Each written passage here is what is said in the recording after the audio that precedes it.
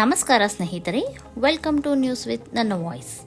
ಸ್ನೇಹಿತರೆ, ಡಿ.ಕೆ. ಶಿವಕುಮಾರ್ ಸಿಎಂ ಆದಮೇಲೆ ಗೃಹಲಕ್ಷ್ಮಿ ಯೋಜನೆ ಅರ್ಜಿ ಪರಿಷ್ಕರಣೆ ಅಂತ ದಿನಕ್ಕೊಂದು ನಿರ್ಧಾರ ಕಾನೂನನ್ನು ತರುತ್ತಿದ್ದು ಎಷ್ಟೋ ಜನ ಮಹಿಳೆಯರಿಗೆ ಇದು ತಲೆನೋವಾಗಿ ಪರಿಣಮಿಸಿದೆ. ಕಾರಣ, ಯೋಜನೆ ಪರಿಷ್ಕರಣೆ ಮಾಡಿಕೊಂಡು ಗೃಹಲಕ್ಷ್ಮಿ ಕಂತುಗಳ ಹಣ ನಮಗೆ ಬರುತ್ತದೆಯೋ ಇಲ್ಲವೋ ಎಂಬ ಚಿಂತೆ.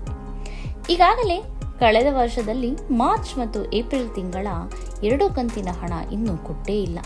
ಜೊತೆಗೆ ಈ ವರ್ಷ ಈಗಾಗಲೇ ಮೇ ತಿಂಗಳಿನ ಹಣ ಬಂದಿಲ್ಲ ಹಾಗೂ ಜೂನ್ ತಿಂಗಳು ಇನ್ನೇನು ಮುಗಿದೇ ಹೋಯಿತು.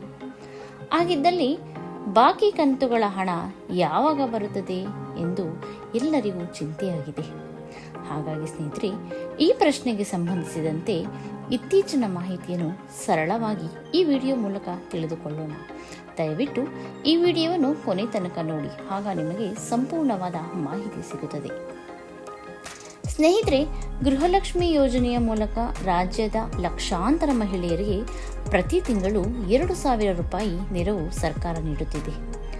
ಆದರೆ ಹಲವರಿಗೆ ಕೆಲವು ತಿಂಗಳ ಕಂತುಗಳ ಹಣ ಇನ್ನೂ ಜಮನೇ ಆಗಿಲ್ಲ.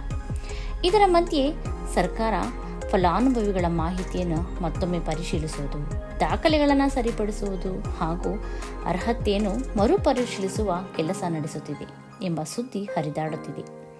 ಹಾಗೂ ಈಗಾಗಲೇ ಮೃತಪಟ್ಟವರ ಖಾತೆಗೂ ಹಣ ಜಮೆಯಾಗುತ್ತಿರುವುದರ ಮಾಹಿತಿ ಕಲೆ ಹಾಕಿದ್ದು, ಅಂತಹ ಹಾಗೂ ಅನರ್ಹ ಫಲಾನುಭವಿಗಳ ಸುಮಾರು 4 ಲಕ್ಷಕ್ಕೂ ಹೆಚ್ಚಿನ ಸಂಖ್ಯೆಯಲ್ಲಿನ ಹೆಸರುಗಳನ್ನು ಪಟ್ಟಿಯಿಂದ ಕೈಬಿಡಲಾಗಿದೆ ಎಂದು ಮಾಹಿತಿ ನೀಡಿದ್ದಾರೆ. ಇದರಿಂದ ಹಲವಾರು ಜನ ಆತಂಕಗೊಳಗಾಗಿದ್ದಾರೆ. ಹೀಗೂ 2,000 ರೂಪಾಯಿ ಬರ್ತಾ ಇತ್ತು. ಇದರಿಂದ ಮನೆ ಖರ್ಚಾಗ್ತಿತ್ತು, ಔಷಧಿಗೂ, ಮಕ್ಕಳ ಬುಕ್ಕು, ಪೆನ್ಗೂ ಯಾವುದಕ್ಕೂ ಒಂದು ಸಹಾಯ ಆಗ್ತಾ ಇತ್ತು. ಈಗ ಅದು ಬರುತ್ತೋ ಇಲ್ವೋ ಎಂಬ ಭಯದಿಂದ ಬಡ ಮಹಿಳೆಯರು ಬಳಲುತ್ತಿದ್ದಾರೆ. ಆದರೆ ಸ್ನೇಹಿತರೆ, ದಯವಿಟ್ಟು ಆತಂಕಗೊಳಗಾಗಬೇಡಿ. ಪರಿಷ್ಕರಣೆ ಅಂದರೆ ಯೋಜನೆ ನಿಲ್ಲಿಸುವುದಲ್ಲ. ಹೊಸದಾಗಿ ಅರ್ಜಿ ಹಾಕುವವರು ಹಾಕುತ್ತಲೇ ಇರುತ್ತಾರೆ. ಸರ್ಕಾರ ಪ್ರತಿಯೊಂದು ಅರ್ಜಿಯನ್ನು ಕೂಲಂಕುಷವಾಗಿ ಪರಿಶೀಲಿಸಲು ಕ್ರಮ ಕೈಗೊಂಡ ನಂತರವಷ್ಟೇ ಅನರ್ಹರನ್ನು ಪಟ್ಟಿಯಿಂದ ಹೊರಹಾಕುವುದು. ಅಂದರೆ ಅರ್ಜಿದಾರರು ಮೃತಪಟ್ಟಿದ್ದಲ್ಲಿ ಅಥವಾ ಇನ್ಕಮ್ ಟ್ಯಾಕ್ಸ್ ಫೈಲ್ ಮಾಡಿರುವವರಿದ್ದರೆ ಹಾಗೂ ಆಧಾರ್ ಸೀಡಿಂಗ್ ಇಲ್ಲದೇ ಇರುವಂಥವರಿಗೆ ನಿಲ್ಲಿಸಬಹುದು. ಹಾಗಾಗಿ ಅರ್ಹ ಫಲಾನುಭವಿಗಳಿಗೆ ಯಾವುದೇ ತೊಂದರೆಯಾಗುವುದಿಲ್ಲ. ಬದಲಾಗಿ ಅರ್ಹ ಫಲಾನುಭವಿಗಳಿಗೆ ಹಣ ಸರಿಯಾಗಿ ತಲುಪುತ್ತಿರುವುದನ್ನು ಖಚಿತಪಡಿಸಿಕೊಳ್ಳುವ ಆಡಳಿತಾತ್ಮಕ ಪ್ರಕ್ರಿಯೆ ನಡೆಯುತ್ತಲೇ ಇರುತ್ತದೆ.